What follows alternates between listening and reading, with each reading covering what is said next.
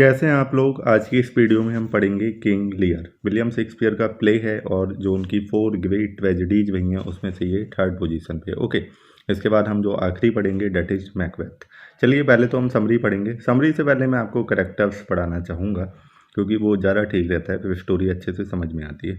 तो करेक्टर्स हम पढ़ते हैं। किंग लियर जो है वो इस प्ले का क्या है, प्रोटोगोनिस्ट है, किंग ऑफ ब्रिटेन है और लियर जो है वो इंजॉय करता है अपनी एब्सोल्यूट पावर को और उसे चापलूसी बहुत पसंद है। And he does not respond well to being contradicted और चैलेंज। और जब उसे कोई उसकी भावनाओं को कंट्राडिक्ट करता है या चैलेंज करता है उसकी अथॉरिटी को, वो चीज़ उसे बिल्कुल भी पसंद नहीं है। ठीक है, कूट कूट के इगोटिज्म जो है वो इसमें भरा पड़ा है। At the beginning of the play की शुरुआत में क्या होता है, his values are notably hollow. उसकी वैल्यूज कैसी हैं, हॉलो हैं। He prioritize the appearance of love over actual devotion. जो प्यार का दिखावा है ना, उसको वो प्रायोरिटी देता है बजाय जो एक्चुअल डिवोशन है। Wishes to maintain the power of a king while unburdening himself of the responsibility. इतना चालू होता है, इसे किंग की पावर तो चाहिए लेकिन रेस्पॉन्सिबिलिटी नहीं चाहिए। तो उससे रेस्पॉन्सिबिलिटी से अपने आप को आज़ाद कर रहा होता है, अपना किंगडम डिवाइड कर रहा होता है इक्वली अपनी डॉटर्स के बीच में।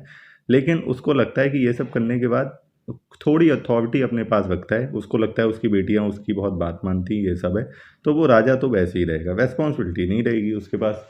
तो ये सारी चीज़ें होती हैं। उसके बाद क्या होता है, Nevertheless, he inspires loyalty in subjects such as Gloucester, Kent, Cordelia, Edgar, all of whom risk their lives for him.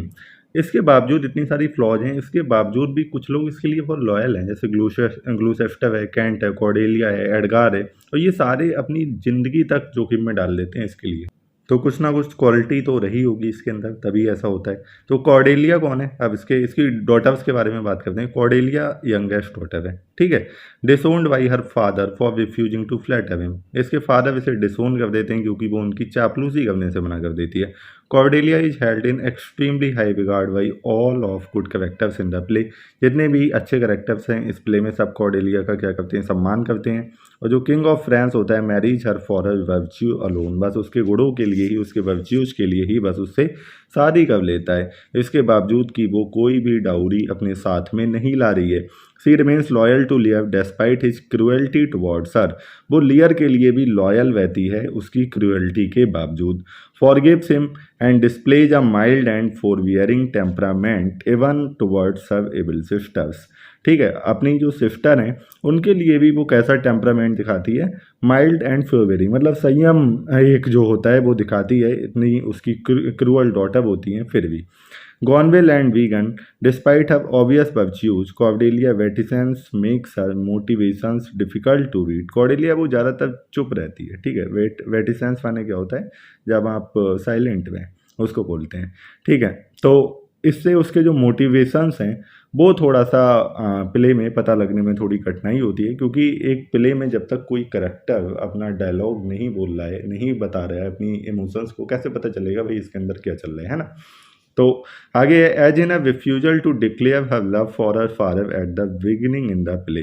जैसे वो बस बहुत ज़्यादा नहीं बोलती है, अपना बस जो अपने फादर के लिए जो लव है उसको डिक्लेयर करने से रिफ्यूज कर देती है। तो बहुत ज़्यादा वहाँ पे भी पता नहीं चलता है हमें।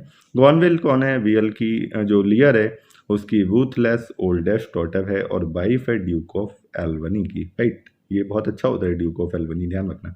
गॉनविल जो है वो जेलस है, ट्रेचरस है, अमोरल है। Shakespeare's audience would have been particularly shocked at Goneril's aggressiveness. अच्छा, शेक्सपियर की ऑडियंस भाई कौन से ज़माने की बात कर रहे हैं हम, ये 17th सेंचुरी के बिल्कुल स्टार्टिंग की बात है। उस समय फीमेल जो है उनका इतना एग्रेसिव होना अलाउड नहीं था। तो शेक्सपियर की जो ऑडियंस थी उस समय की, वो शॉक हो सकती है उसके इस बिहेवियर पे। ऐसी quality that it would not have expected in a female character. She challenges Lear's authority, वो लियर, किंग लियर की अथॉरिटी को चैलेंज करती है। Boldly initiates an affair with Edmund, और इसके अलावा क्या करती है, एडमंड जो होता है एक करेक्टर है, आगे पढ़ेंगे इसके बारे में, उसके साथ अफेयर इनिशिएट करती है। उसकी शादी हो चुकी थी बजाय इसके बावजूद, तो बहुत ही अनकॉमन चीज़ें थी ये उस टाइम पे, ठीक है। And wrest military powers away from her husband, इसके अलावा भैया अपने हस्बैंड से मिलिट्री पावर भी छीन लेती है। तो इतनी ये खतरनाक करेक्टर दिखाई गई है। और इसकी बहन जो होती है वेगन, जो मिडिल डॉटर होती है लियर की, वो भी इसी की तरह होती है। वो किसकी वाइफ होती है? ड्यूक ऑफ कॉर्नवॉल की, right. Regan is as ruthless as Cornwall and as aggressive in all the same ways, हर तरीके से बिल्कुल उसी की तरह है। In fact it is difficult to think of any quality that distinguishes her from her sister. ऐसी कोई सी भी क्वालिटी उसके अंदर नहीं है जिससे वो अपनी सिस्टर से अलग हो, सब बिल्कुल उसी की कॉपी भी है, ठीक है।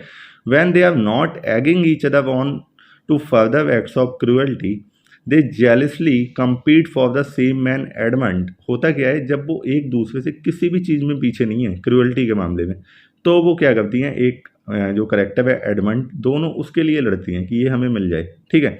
ग्लूसेस्टर, ये कौन है? ये कौन है? एक नोबल मैन है, लॉयल है किंग लियर के लिए, जिसकी रैंक है अर्ल, ठीक है, ये टाइटल है इसका। Is below that of duke. Duke क्या होता है? अर्ल क्या होता है? वो ड्यूक से थोड़ा सा नीचे होता है, right. The first thing we learn about Gloucester is that he is an adulterer. पहली चीज़ हमें पता चलती प्ले में, ये अडल्टर है क्योंकि उसका एक बास्टर्ड सन है। बास्टर्ड सन मतलब जो सन आपकी आउटसाइड ऑफ मैरिज हो उसको बोलते हैं, राइट। तो उसका नाम क्या है? एडमंड, इसी की बात कर रहे थे अभी हम। His fate is in many ways parallel to that of Lear. इसका फेट भी बिल्कुल लियर के जैसा ही है। वो भी क्या करता है, अपने जो बेटे हैं उनको ट्रस्ट करने में मिसजज करता है। which of his children to trust. He appears weak and ineffectual in early acts. वो जो है वो शुरू के जो एक्ट होते हैं प्ले के, उसमें कैसा दिखता है? वो वीक दिखता है, इनइफेक्चुअल दिखता है। When he is unable to prevent Lear from being turned out of his own house, वो लियर को अपने ही घर से निकाले जाने पे नहीं बचा पाता है। But he later demonstrates that he is also capable of great bravery. लेकिन वो बाद में ये दिखाता है प्ले में कि उसके अंदर भी बहुत ज़्यादा ब्रेवरी जो है वो भरी पड़ी है। एडमंड, अब इसकी बात करते हैं। ये इसको मैं प्ले का विलेन भी कह सकता हूँ, ठीक है, एक तरह से। वैसे तो बहुत सारे विलेन हैं इस प्ले में। एडमंड कौन है? ग्लूसेस्टर का यंगर इलेजिटिमेट सन है, बास्टर्ड सन है।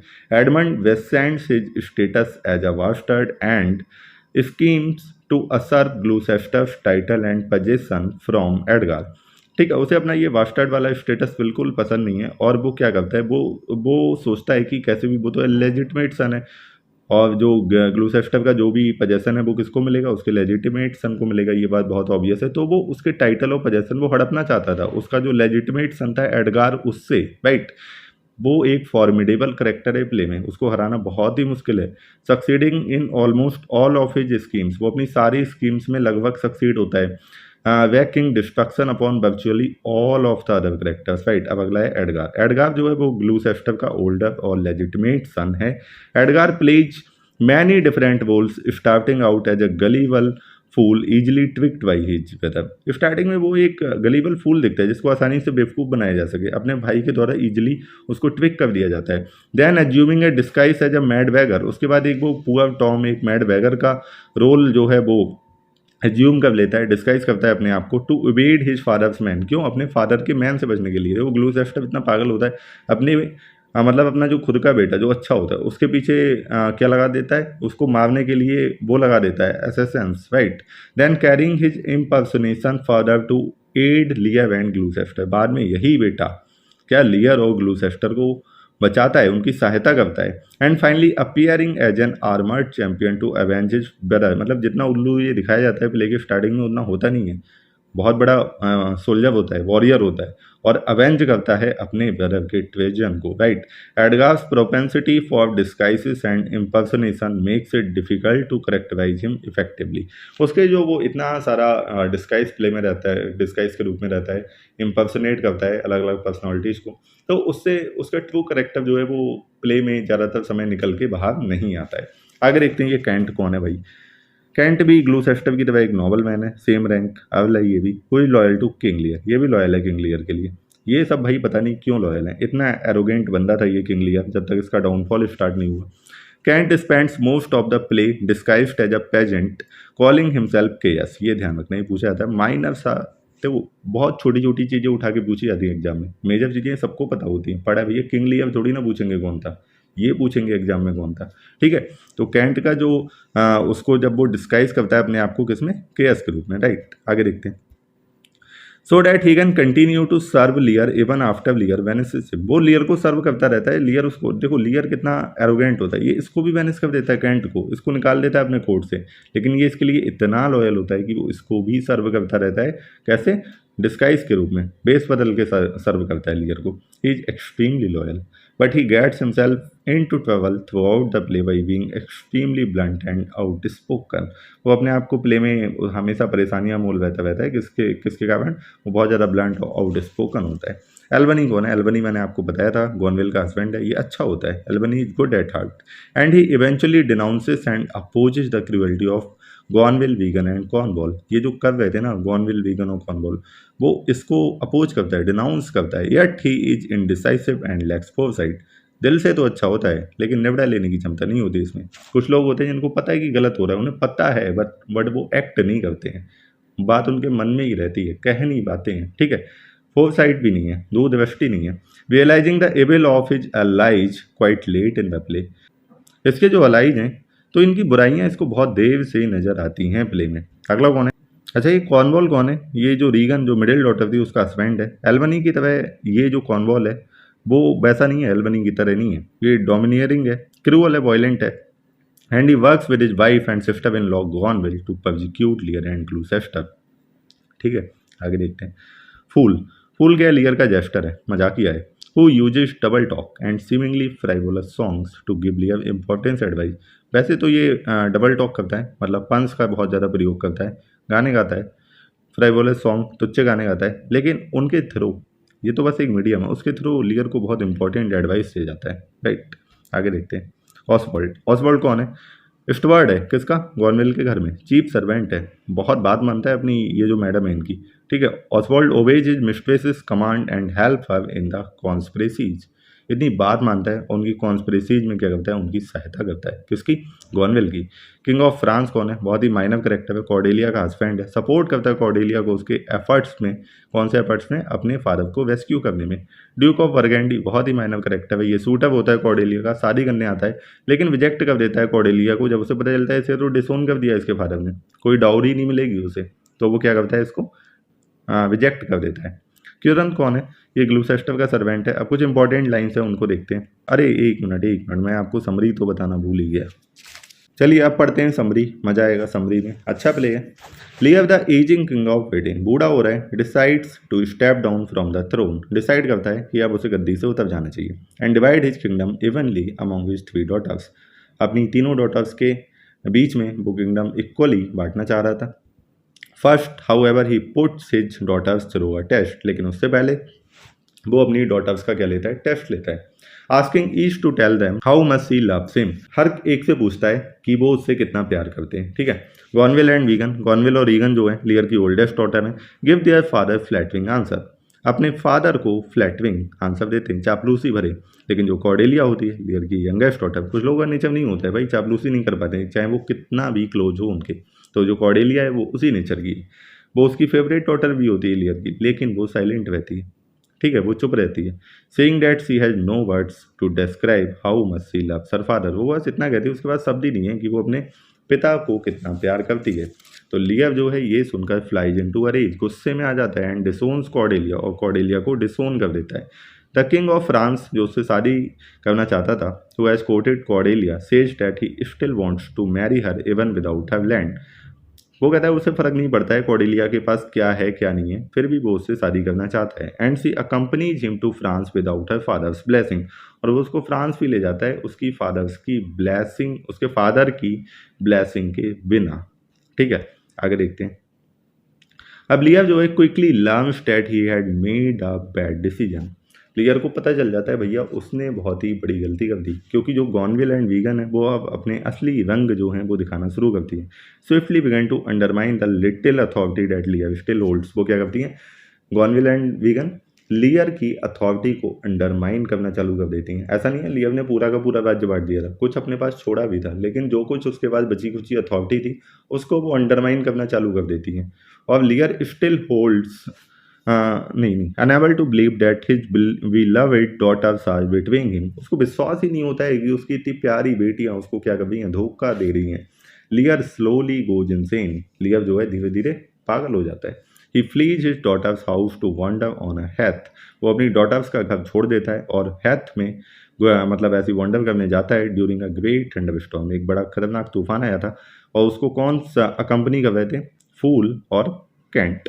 उसका जो फूल था, उसका जो जेस्टर था, मस्खरा था, और जो कैंट था, दोनों। और कैंट मैंने आपको बताया था, इसको तो ये पहले ही बैनिश कर चुका था। ये तो कौन था, डिस्गाइज में था, इसको पता ही नहीं था लियर को कि ये इसका कैंट है। ठीक है, वो किसमें था, बेस बदल के, किसका, केएस का, राइट।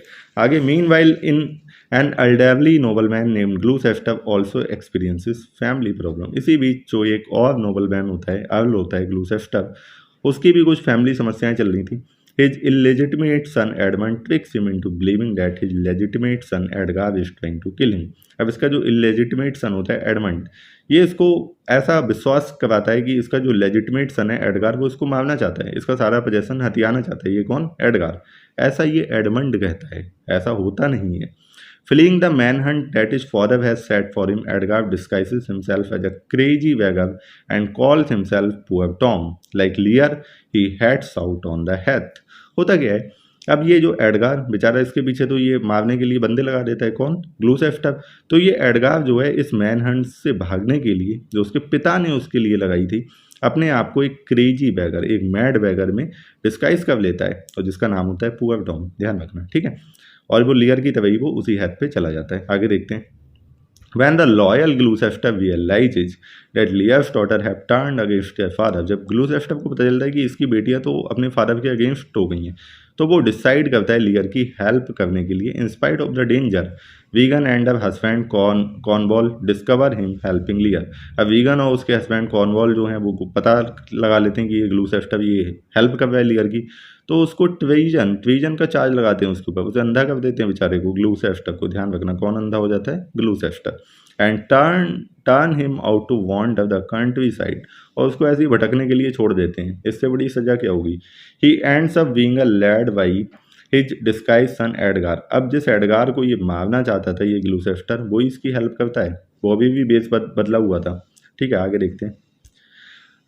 अब एक सिटी है डॉवर, जहाँ पे Lear has also been brought in Dover. A French army lands as part of invasion led by Cordelia. अब जब कॉर्डेलिया को पता चलता है तो कॉर्डेलिया क्या करती है, अपने पिता को बचाने के लिए इन्वेड करती है, अपनी फ्रेंच आर्मी लेके आती है in an effort to save her father. Edmund apparently becomes romantically entangled with both Regan and गॉनविल।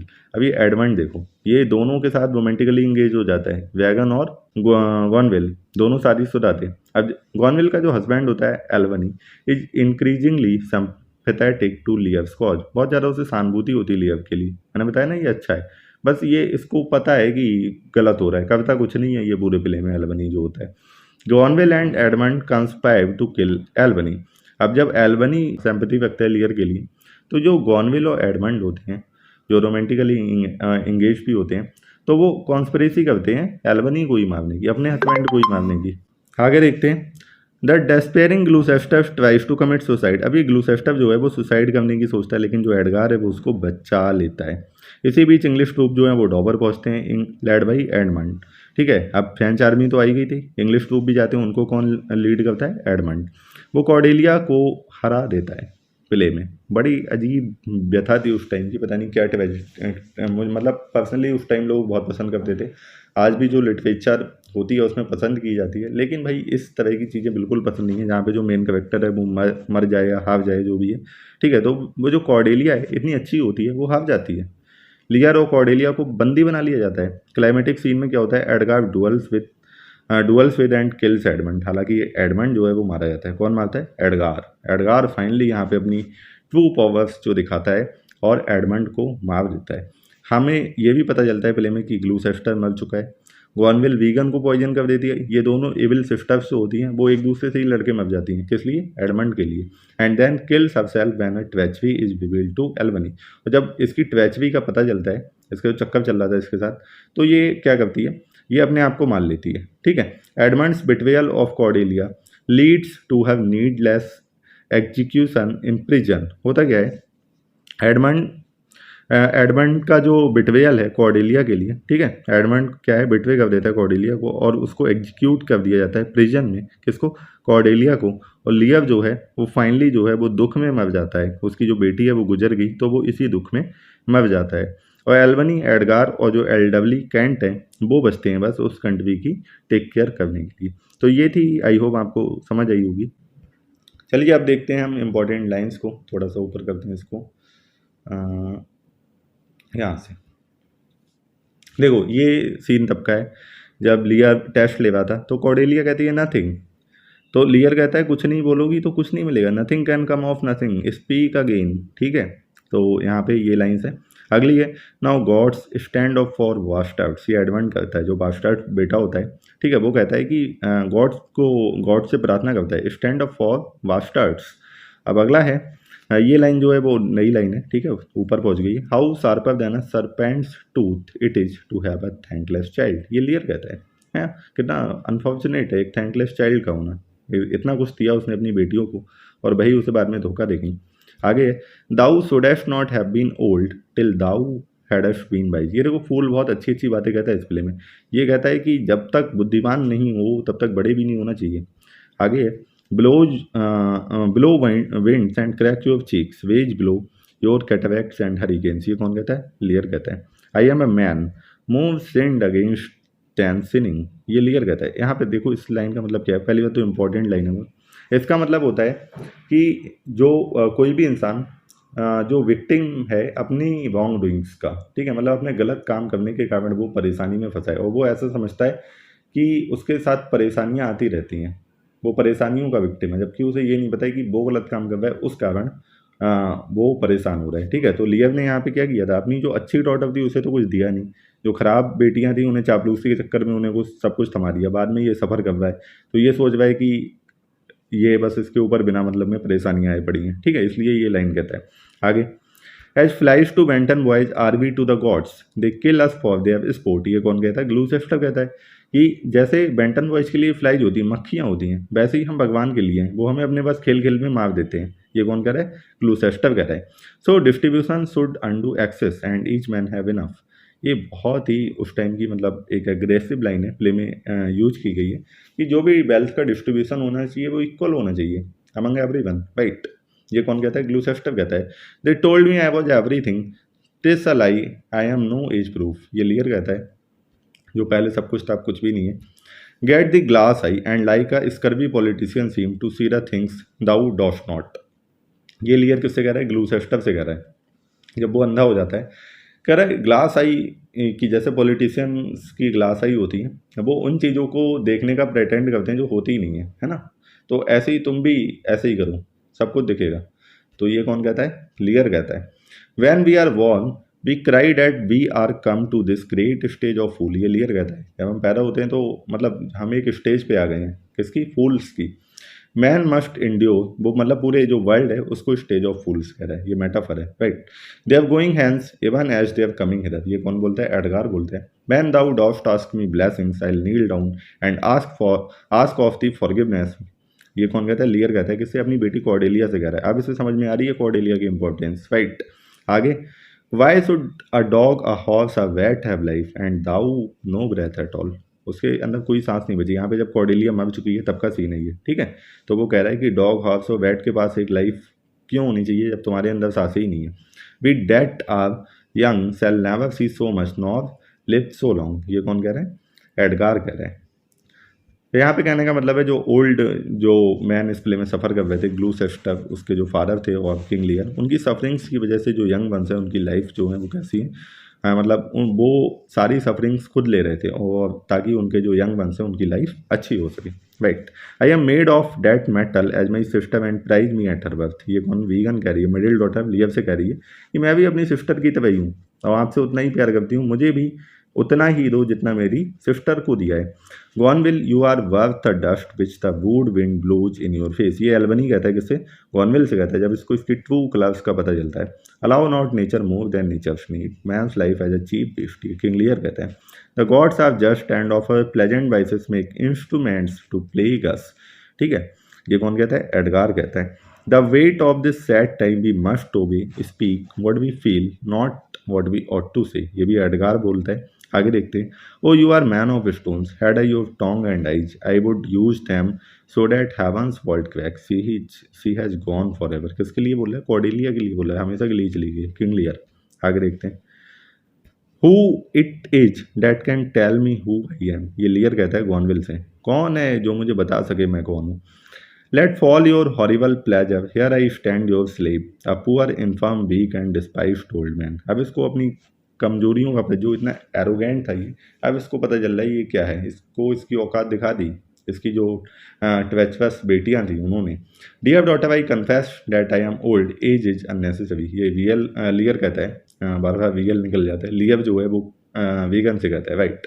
I love your majesty according to my bond no more no less, ठीक है, जो मेरा आपके साथ रिश्ता है उसी के अकॉर्डिंग आई लव यू। और ये कौन कहता है, ये कॉर्डेलिया कहती है, ठीक है, किससे, लियर से कहती है। लव एंड बी साइलेंट, ये कॉर्डेलिया जब चुपचाप खड़ी रहती है कि किसी को जताओ मत, बी साइलेंट, ठीक है। Love is not love when it is mingled with regards that stands aloof from the entire point. Will you have her? She is herself dowry. ये किंग ऑफ फ्रांस कहता है ड्यूक ऑफ बरगांडी से, जब ये Duke जो है वो reject कर देता है कॉर्डेलिया को क्योंकि वो कोई डाउरी नहीं लाने वाली थी, तो ये फ्रांस कहता है कि वो खुद ही एक डाउरी है, तुम्हें क्या डाउरी चाहिए। और jester do often proves prophets, देखो इसमें जो जेस्टर है वो इतनी बुद्धिमान बातें करता है कि यहाँ पे उसके लिए लाइन कही गई, jester do often prove prophets. How far your eyes may pierce I can not tell striving to better often we mar what's well, Albany कहती है, एल्बनी कहता है, हस्बैंड होता है किसका, गॉनविल का। The art of our necessities is strange and can make wild things precious, ये कौन कहता है, लियर बोलता है, ठीक है। Man must endure their going hence even their coming hither, ripeness is all, Edgar कहता है किससे, ग्लूसेस्टर से। वाइपनेस इज ऑल का मतलब यहाँ पे ये है कि जो डेथ है वो इनएविटेबल है, आनी ही आनी है, तो उसको स्वीकार कर लो, वो ज़्यादा अच्छा है, ठीक है। आगे देखते हैं। When we our better see bearing our बोझ we scarcely think our miseries our foes who alone suffers most, ये एडगार बोलता है। When the mind free the body is delicate, ये लियर कहता है किससे, I love can't say. O let me not mad sweet heaven I would not be mad keep me in temper I would not be mad, ये कह रहा है, King Lear कह रहा है कि मुझे पागल मत करो, ठीक है, मुझे अभी मेरा जो टेम्पर है उसको बनाए रखो, ठीक है, प्रार्थना करता है, अब जी लगाता है गॉड से। He is mad that trust in tameness of wolf a horse health a boy's love or whore's oath, ये फूल कह रहा है, देखो कितनी अच्छी अच्छी बातें कर रहा है कि वो पागल है वो इंसान, ठीक है, बेवकूफ़ है जो बोल्फ की टेमनेस में विश्वास करता है, हॉर्स की हेल्थ में, एक लड़के के लव में, ठीक है, तो ये फूल कह रहा है। टेमनेस समझते हो ना क्या होता है, जो किसी को आप सुधार दो उसको बोलते हैं टेमनेस। आगे, I am even the natural fool of fortune, मैं क्या हूँ, फॉर्च्यून का नेचुरल फूल हूँ, ये लियर कहता है, एक जेंटलमैन है उससे। And my poor fool is हैंग no no no life I should a dog, ये तो पढ़ा चुका हूँ, ठीक है, कॉर्डेलिया की डेथ पे बोलते हैं। अच्छा आगे देखते हैं, वन लाइनर्स है। कॉर्नवॉल किसके द्वारा मारा जाता है, जो हस्बैंड होता है रीगन का, वो एक सर्वेंट के द्वारा। किंग ऑफ फ्रांस जो है वो सिटी ऑफ डोवर को इन्वेड करता है, हेल्प करता है कॉर्डेलिया की इन्वेड करने में। किंग लियर जो है परफॉर्म किया गया था 26 of December 1606 before James first at Whitehall. King gave his purse and wing, Kent जो है वो अपना पर्स और रिंग देता है एक नाइट को, किसको, कॉर्डेलिया को दिखाने के लिए। The court fool ridicules King Lear by for being foolish enough to vanish her daughter and trust the Williams, ये कौन, कोर्ट फूल जो है वो रिडिक्यूल करता है, मजाक उड़ाता है किंग लियर का। My old heart is correct, ये कौन बोलता है, ग्लूसेस्टर बोलता है। Edmund stage abroad for 9 years, Edmund जो है वो 9 साल तक बाहर रहता है। टोटल डेथ जो है वो प्ले में 10 है। ऑसवॉल्ड जो है वो किसके द्वारा मारा जाता है, वो मारा जाता है एडगार के द्वारा, because he tries to kill Gloucester, क्योंकि वो ग्लूसेस्टर को मारने का प्रयास करता है। अच्छा ये नाहुम टेट जो है वो किंग लियर को दोबारा लिखता है, और इसमें जो अभी मैं बेस कर रहा था कॉर्डेलिया बच जाती है, और वो बाद में किससे शादी कर लेती है, एडगार से, लेकिन ये तो गलत हुआ। उसका जो किंग ऑफ फ्रांस था उसका क्या हुआ, जो इतना जेनवस था जिसने बिना किसी डाउरी वगैरह के शादी कर ली इससे, ठीक है, तो पता नहीं क्या हुआ भाई, इसका पूरा प्ले पढ़ेंगे जब इसका पता चलेगा नाहुम टेट का। 1788 में King Lear was banned during the rain of George third, इस साल 1788 में किंग लियर बैन कर दिया गया था, क्योंकि इसकी हालत भी कुछ कुछ किंग लियर जैसी हो गई थी जॉर्ज थर्ड की, ठीक है, इसलिए बैन किया था। अच्छा किंग लियर जो है has many references of nature and animal. Goneril and Regan are compare to wolves snakes and vultures, इनसे इनको कंपेयर किया गया है। No man ever writes a better tragedy than Lear, कौन, जीवी सॉ बोल रहा है। Leo Tolstoy dislikes king Lear as it has exaggerated plot and pompous and characterless, ये चार्टरलेस नहीं है, characterless language, right. American TV show Empire 2015 जो था वो बेस है बेस्ड है किस पे, किंग लियर पे। फूल जो है एडवाइस करता है किंग लियर को थ्रू फन्स एंड सॉन्ग्स, और ट्रेजिक फ्लॉ किंग लियर की क्या है, ईगोटिज्म। ठीक है। हैमलेट की क्या थी, इंडिसाइसिवनेस थी, और जो हमने एक प्ले पढ़ा था ओथेलो, उसकी थीम क्या थी, मार्शियल जेलसी। तो ये थीम्स ध्यान रखना, एग्जाम में पूछ लेते हैं। मिलते हैं अगली वीडियो में, चलिए बाय टाटा।